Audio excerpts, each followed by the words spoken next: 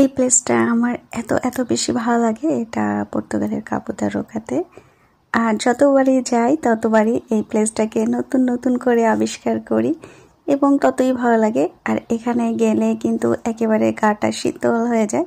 শীতের সময় গেলে অবশ্যই ভারী শীতের কাপড় নিয়ে যেতে হবে, বাট সামারে গেলে কোনো ধরনের শীতের কাপড়ের প্রয়োজন নেই। তবে শরীরটা কিন্তু একেবারে ঠান্ডা হয়ে যাবে, আশেপাশে যতই গরম থাকুক এখানে গেলে একেবারে সব কিছু ঠান্ডা এবং অসম্ভব সুন্দর একটি জায়গা।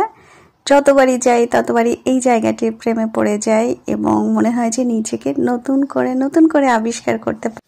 এবং বিশেষ করে যতবারই ছবি তুলি ততবারই ছবিগুলো ডিফারেন্ট লুক আসে। আমি নিজেই মাঝে মধ্যে অবাক হয়ে যাই, একই প্লেসে গেলাম, শুধুমাত্র আমি হয়তো বা ড্রেসটা চেঞ্জ করে গেলাম। এক বছর যাচ্ছি আর এক বছর করে নতুন করে আবিষ্কার করছি এই জায়গাটার সৌন্দর্য। অসম্ভব সুন্দর একটি জায়গা। যারা এখনই যাননি তারা যেতে পারেন।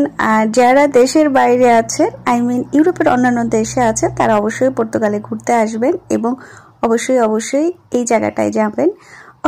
অসম্ভব সুন্দর একটি জায়গা।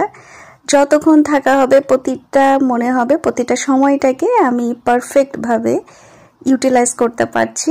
অসম্ভব সুন্দর একটি জায়গা। Keep watching and bye by.